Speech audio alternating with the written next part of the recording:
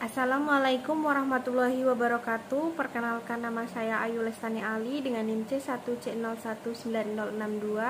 Pada video kali ini saya akan membahas mengenai aspek keperilakuan pada persyaratan pelaporan.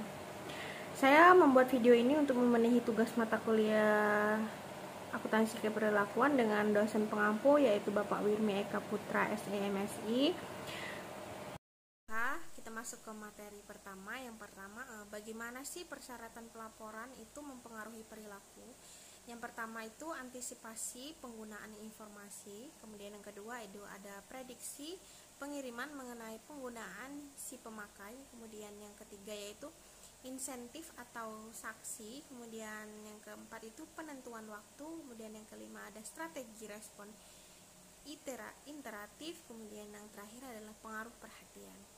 Kita masuk ke syarat-syarat pelaporan. Nah, inti dari proses akuntansi adalah komunikasi atas informasi yang memiliki implikasi keuangan ataupun manajemen. Nah, karena pengumpulan dan pelaporan informasi ini mengkonsumsi sumber daya, biasanya hal tersebut tidak dilakukan untuk berperilaku bagaimana yang diinginkan oleh para pelapor. Nah, informasi yang dilaporkan adalah bagian yang penting dari informasi pengelolaan dan pengendalian organisasi.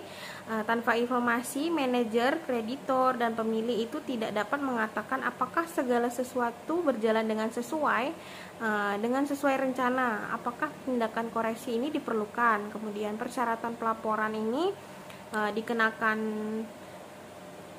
denda paksaan oleh beraneka ragam dan organisasi dengan cara yang beragam pula.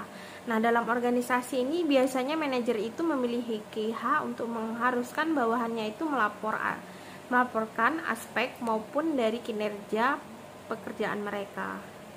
Kita masuk ke dampak dari persyaratan pelaporan. Yang pertama ada dampak keuangan. Nah, adanya badan-badan yang berwenang dalam akuntansi keuangan seperti SEC, FASB, dan GAAP. Kemudian yang kedua, akuntansi perpajakan. Nah, akuntansi perpajakan ini adalah bidang yang sangat sensitif dan kaitannya dengan persyaratan pelaporan. Kemudian yang ketiga yaitu akuntansi manajerial. Nah, di mana hanya terdapat sedikit data akuntansi manajemen yang tersedia bagi publik karena jarang dilaporkan di luar organisasi bersangkutan. Kemudian yang terakhir adalah akuntansi sosial. Nah, akuntansi sosial sendiri itu merupakan akuntansi sosial eksternal yang masih bersifat sukarela dan menimbulkan banyak konflik dengan kinerja perusahaannya. Terakhir yaitu penilaian dampak terhadap pengiriman informasi. Nah, terdapat banyak cara untuk menilai dampak dari persyaratan pelaporan terhadap pengiriman informasi. Yang paling tersedia adalah pengambilan keputusan deduktif yang melibatkan beberapa pemikiran secara hati-hati mengenai bagaimana sih persyaratan pelaporan dan berinteraksi dengan kekuatan-kekuatan motivasional lainnya guna membentuk perilaku manajer. Nah, teknik ini sebaiknya selalu digunakan sebelum memberikan suatu persyaratan pelaporan. Kemudian laporan lain adalah dengan menyatakan kepada para pelapor mengenai perilaku mereka. Satu cara formal untuk melakukan hal ini adalah dengan survei. Nah, dan dapat terdiri atas pertanyaan-pertanyaan sempit dengan kemungkinan tanggapan yang dilakukan atau ditemukan atas pertanyaan-pertanyaan itu luas dengan kemungkinan jawaban yang terbuka atau atas gabungan dari keduanya. Baiklah, sekian presentasi yang dapat saya sampaikan. Lebih dan kurangnya saya mohon maaf.